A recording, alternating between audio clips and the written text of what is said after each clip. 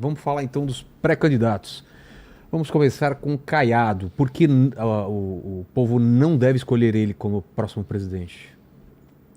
Uma coisa que o Caiado tenta passar, o Caiado, assim, conheço ele esteve comigo no impeachment, ele no começo era contra o impeachment da Dilma.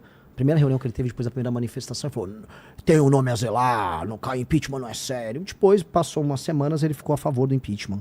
Ele não é uma figura líder, por mais que ele tenha uma postura de autoridade. Acho ele um bom governador, tá? Acho que ele tem qualidades como governador. Não é essa Brastemp que ele... Mas é um bom governador, ponto. Não vou ser grosseiro com uma figura que sempre tive uma relação positiva com o Caiado. Agora, para você liderar o Brasil, você tem que liderar seu próprio grupo. O Caiado é o líder do partido dele? Se o Caiado for agora pegar um avião lá do Goiás, Ronaldo Caiado sai do Goiás, vai ir lá pro Rio de Janeiro e pousar e falar pro Eduardo Paes, do PSD, do partido dele, faça campanha pra mim, ele vai falar, não, eu faço campanha pro Lula. O Paes, ele tá na campanha do Lula. E se ele for pra Bahia, o PSD da Bahia tá com o Jerônimo, tá também no fundo com as esquerdas. Se ele for encontrar o Braide, lá no Maranhão, o partido dele não tá com ele. Se o seu partido não tá com você, como é que você vai querer liderar um país? Como é que você tem uma candidatura? Então, essas coisas, assim, eles tinham que contar pra população. Olha, primeiro tentar convencer os membros do meu partido. Isso já tira boa parte de qualquer, vamos dizer, sentimento de seriedade na candidatura dele. No fundo, pode ser que ele esteja sendo usado, às vezes, de boa vontade, pelo Kassab, que é uma raposa, que tá no governo do Tarcísio e no governo do Lula ao mesmo tempo, pra ficar se posicionando no tabuleiro e conseguir garantir o apoio pra alguém, pra negociar, retirar a candidatura do próprio Caiado. E aí o Caiado às vezes está sendo usado pelo Kassab, que já usou Ratinho, já usou Leite. Tá com todo mundo. Nunca confie em ninguém que é todo mundo ao mesmo tempo. O Kassab tá com todo mundo ao mesmo tempo. E agora tá usando a figura do Caiado nisso. Então, ele não lidera o próprio bloco. Ele falou que a preferência dele era o Tarcísio, né? Pois é. Veja só, você foi para um partido agora em que o primeiro eles apoiavam o Tarcísio, depois o Ratinho, depois o Leite e agora ele. Enfim. Aldo, vamos lá. Aldo Rebelo, cara, ele tem livro publicado, é uma figura interessantíssima, gosta de história, gosta de boa parte dos assuntos que eu gosto sobre a história brasileira. Não tenho nada desabonador pra falar sobre ele, mas eu acho que ele faz parte de uma perspectiva, uma visão de mundo que, por mais que em muitos pontos, muitas premissas estejam certas, não tem o que a gente precisa para tornar o Brasil um país brabo, que é entender o impacto da tecnologia, o impacto da lei e da ordem, o impacto em escolher um lado muito claro para tornar o Brasil esse país sério, tá? O Aldo é um cara que teve como todo mundo. Dito isso, quem dera a eleição fosse entre eu e o Aldo. Quem dera. Ele tem proposta. Eu li o Quinto Movimento, o livro dele. Eu confio. Quando o cara tem um livro escrito por ele, à mão, o cara é diferente.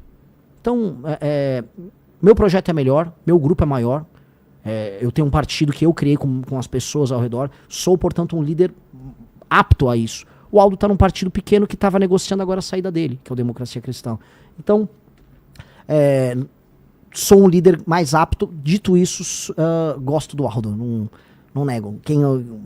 Quem dera o debate fosse só entre eu e ele. O Danilo Gentili foi em algum momento uma opção ou era uma brincadeira de vocês? Não, nunca foi brincadeira. Eu acho o Danilo Gentili uma pessoa brilhante, inteligentíssima, uma pessoa de sucesso. Mas em que momento ele deixou de ser uma opção Eu real? acho que o Danilo tem as questões da carreira dele. Uma decisão dele, então. Lógico. Nunca brinquei sobre esse assunto.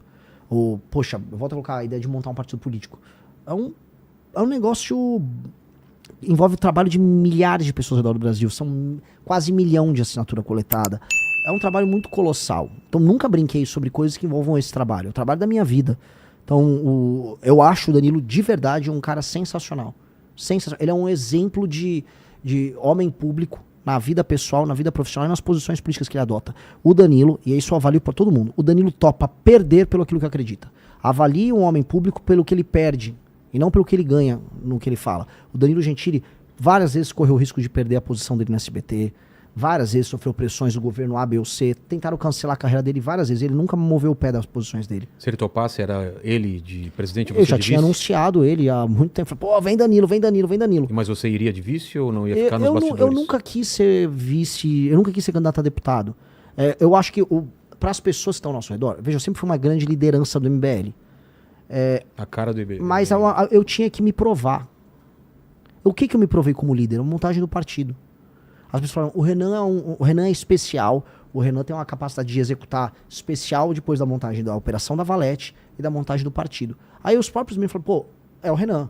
Ah, o Renan, né, eu me credenciei por conta dessa leitura que eu entreguei. Já tá falando na terceira pessoa. Perigo. Acabei de meter um Ronaldo Caiado. O Renan Santos!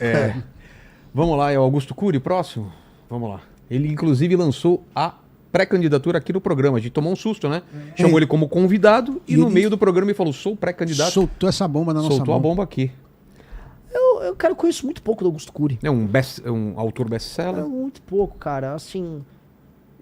Eu não sei, não tô de maneira nenhuma diminuindo. É que eu nunca li os livros dele, conheço pouco dele como Então já passa pro próximo. Não aí. sei as ideias do Augusto Cury. Quem é o próximo aí, diretor? Temos o Lula e o Flávio. Então, quem que você falar primeiro, Flávio ou Lula? Pô... Ou melhor, quem você quer deixar pro final? Assim, sobre o Lula, cara, assim... Não, você vai falar do Lula. Eu vou falar do Lula, então, já coloque a chego no foto do Lula, por que não escolhê-lo como próximo presidente? Seria o 4º mandato, certo? Eu já começaria por isso, né?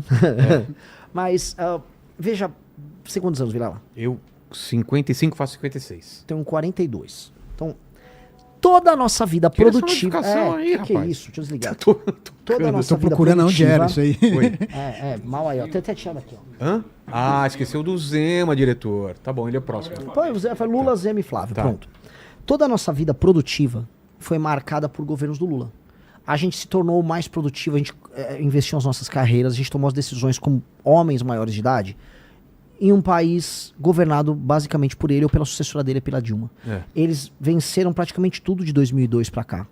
E o Brasil não se tornou um país melhor. A gente viu o problema da violência aumentar.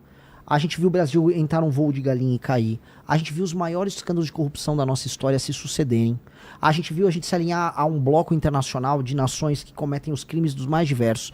A gente financiou a ditadura na Venezuela, a gente financiou a ditadura na África.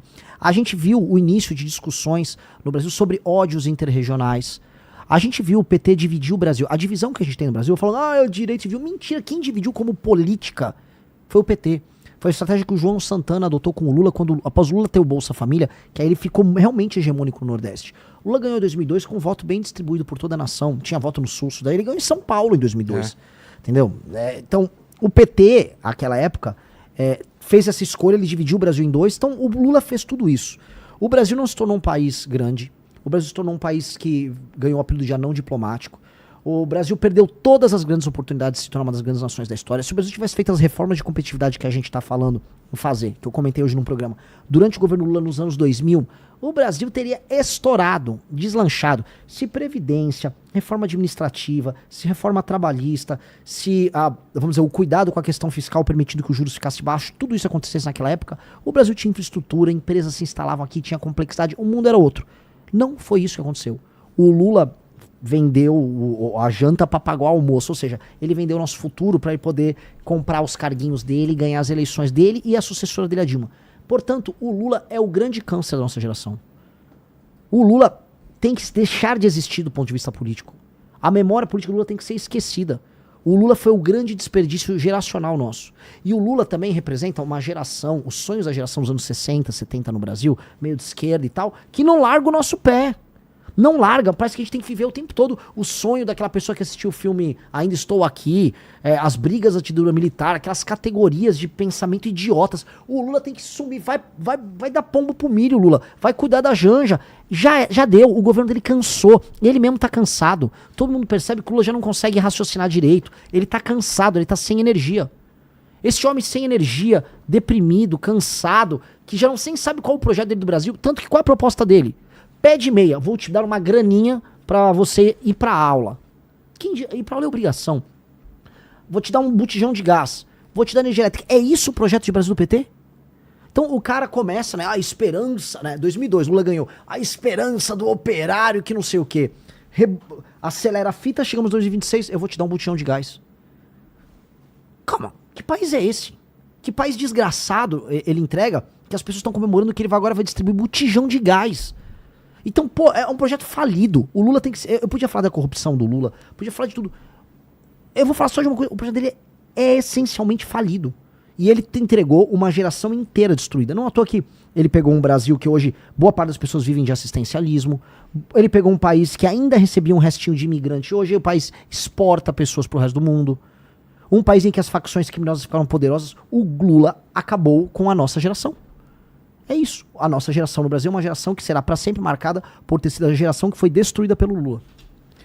Tem chance dele desistir? Se a direita estiver muito à frente, Tem. você acha que ele corre o risco de perder e fala, putz, eu não vou Tem. terminar minha biografia assim? Tem. E aí Mas ele não criou um sucessor, e aí? Mas aí, cara, ele bota no segundo turno, talvez, um Haddad ou um Camilo, talvez. Porque eu acho assim, pra quem rodou no Ceará, Maranhão, saiu até pesquisa Metrópolis que eu tava roubando o voto deles no Nordeste.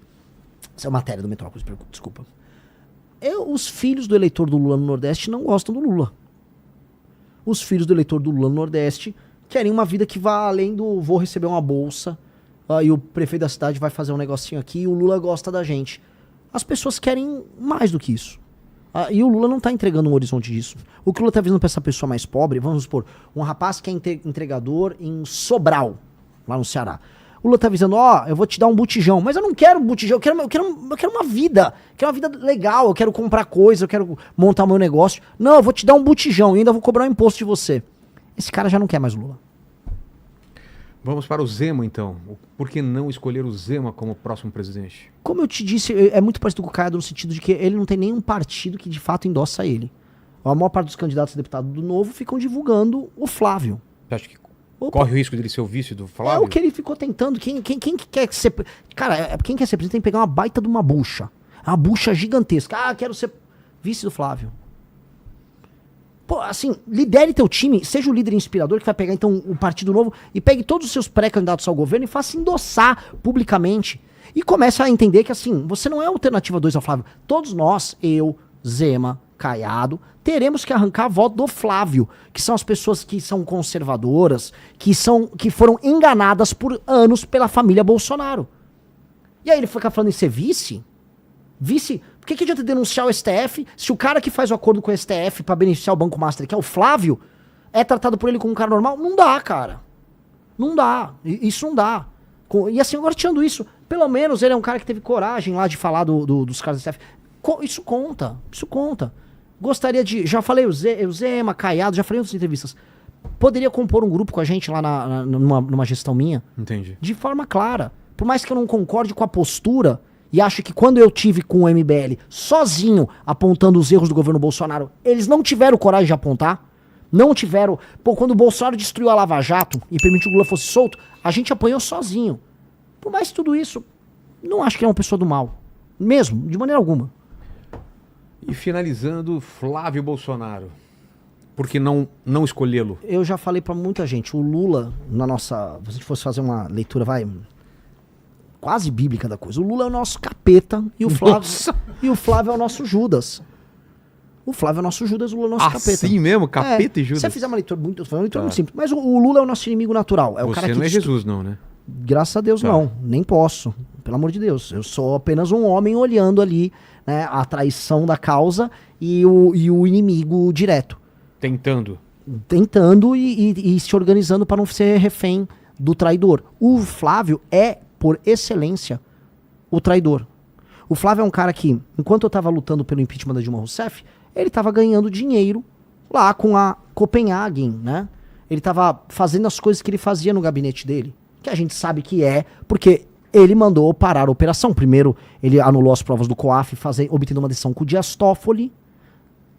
Vai ver se o Flávio fala mal do Dias Toffoli. E depois...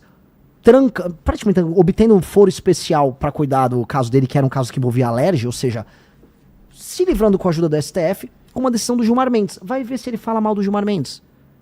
O Gilmar Mendes, que teve um irmão dele apoiado pelo pai dele, o Jair, quando concorreu para prefeito no Mato Grosso. Aí, ajuda a destruir a Operação Lava Jato através da CPI, do enterro da CPI da Lava Toga. Apoia a maior parte das nomeações dos ministros do STF ligados ao petismo agora. O primeiro foi o Zanin. Fez o que fez agora na CPI do Banco Master. Quando tem votações polêmicas se ausenta. Agora teve a votação da misoginia. É um negócio assim, não, eu não quero perder voto, então eu vou votar a favor do PL da misoginia. Que diabo de líder é esse? Ele tá sempre traindo o eleitor dele. O cara é uma máquina de trair.